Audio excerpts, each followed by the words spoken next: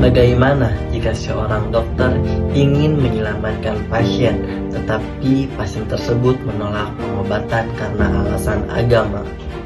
Assalamualaikum warahmatullahi wabarakatuh. Shalom, Om Swastiastu, Namo Buddhaya, salam sejahtera bagi kita semua. Perkenalkan, nama saya Nova Rizky Sawarudin dengan NIM 1404625135 dengan program studi Pendidikan Agama Islam Fakultas Ilmu Sosial dan Hukum di Universitas Negeri Jakarta. Oke, baik teman-teman, pada kesempatan kali ini saya akan membahas tentang hubungan antara praktek medis dan keyakinan agama dalam sudut pandang filsafat ilmu dan etika. Kasus ini menceritakan tentang seorang dokter yang baru membuka praktek di sebuah desa kecil yang masyarakatnya sangat religius. Dokter tersebut memiliki niat baik untuk memberikan pengobatan terbaik kepada pasiennya berdasarkan ilmu kedokteran modern. Namun, ia menghadapi tantangan besar karena banyak pasien menolak pengobatan modern seperti vaksinasi dan terapi berbasis ilmiah. Mereka lebih memilih doa dan pengobatan tradisional karena menganggap bahwa pengobatan modern bertentangan dengan keyakinan agama mereka. Salah satu pasien, yaitu seorang ibu muda, percaya bahwa penyakit dapat sembuh melalui doa dan pengobatan tradisional yang diwariskan secara turun-menurun.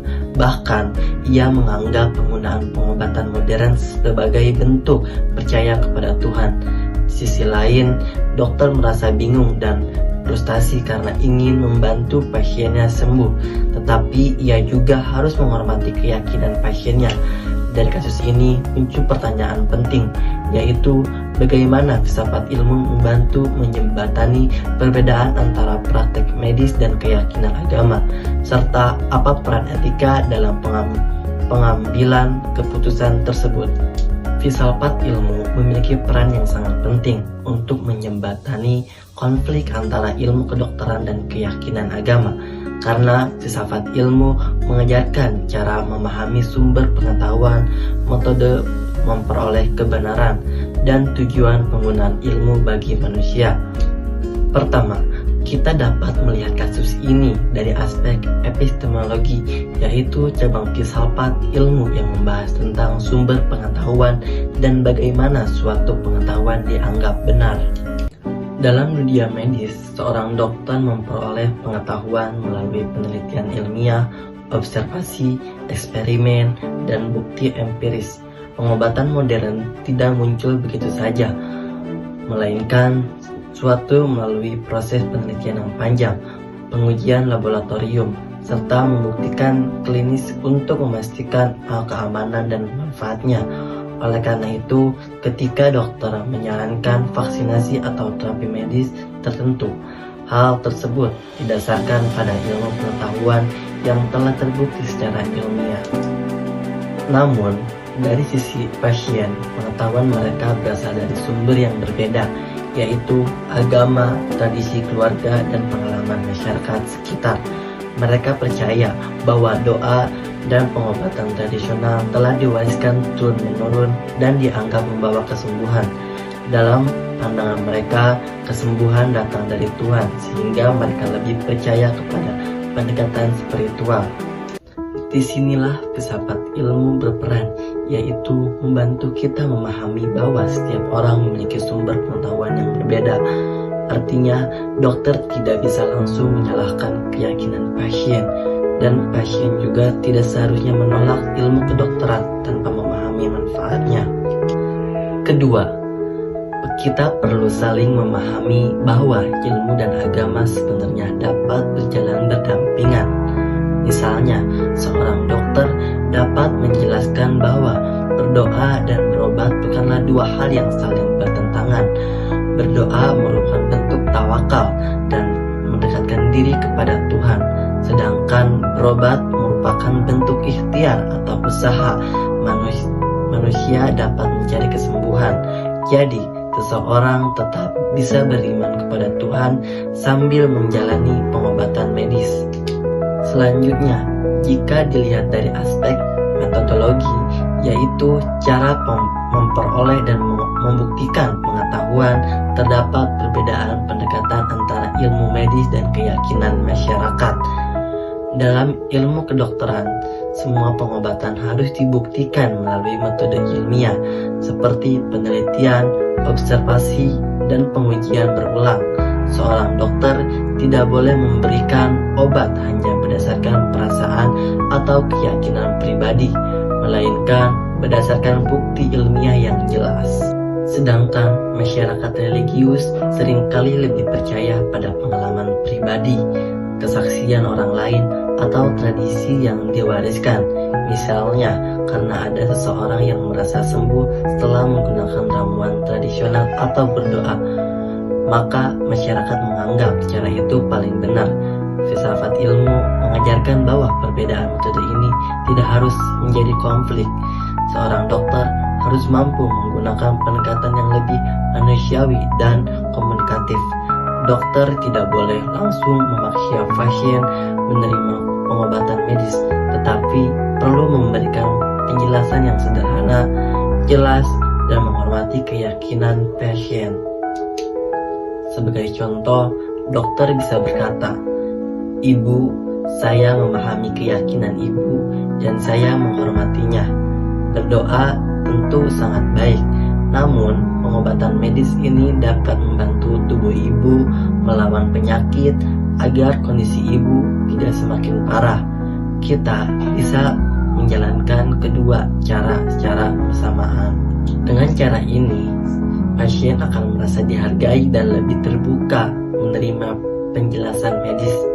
Kemudian, jika dilihat dari aspek aksiologi, yaitu nilai dan manfaat ilmu, kita dapat memahami bahwa tujuan utama ilmu kedokteran sebenarnya adalah membantu manusia hidup sehat, mengurangi penderitaan, dan menyelamatkan nyawa. Sedangkan agama memiliki tujuan untuk memberikan ketenangan jiwa, pedoman moral, serta memperkuat hubungan manusia dengan Tuhan. Dengan kata lain, ilmu medis dan agama sebenarnya memiliki tujuan yang sama, yaitu kebaikan manusia, hanya saja pendekatannya berbeda. Karena itu, solusi terbaik bukan mempertentangkan keduanya, melainkan menggabungkannya secara bijaksana. Pasien tetap bisa berdoa dan menjalankan keyakinannya, sementara dokter tetap memberikan terapi medis yang aman dan terbukti bermanfaat. Selain filsafat ilmu, etika juga memiliki peran yang sangat penting dalam pengambilan keputusan pada kasus ini. Dalam dunia medis, terdapat prinsip-prinsip etika yang harus dijunjung tinggi oleh dokter. Prinsip yang pertama adalah beneficence, yaitu melakukan kebaikan. Seorang dokter wajib memberikan pengobatan terbaik demi kesembuhan pasien. Pada sebab itu, dokter harus menyarankan pengobatan secara medis paling efektif. Prinsip yang kedua, non-violent, yaitu tidak membahayakan pasien. Dokter harus menjelaskan risiko apabila pasien menolak pengobatan modern. Misalnya, jika suatu penyakit tidak ditangani secara medis, maka penyakit tersebut bisa menjadi lebih parah. Namun, dokter tidak boleh menyampaikan hal itu dengan cara kasar atau memaksa. Penjelasan harus saling secara sabar dan penuh empati agar pasien tidak merasa dihakimi. Prinsip yang ketiga yaitu autonomi, yaitu menghormati hak pasien dalam mengambil keputusan terhadap dirinya sendiri. Artinya, walaupun dokter memiliki pengetahuan medis, pasien tetap memiliki hak memiliki pengobatan sesuai keyakinan setelah menerima informasi yang cukup. Dalam kasus ini, dokter perlu menghormati keputusan ibu muda tersebut selama keputusan itu tidak membahayakan orang lain.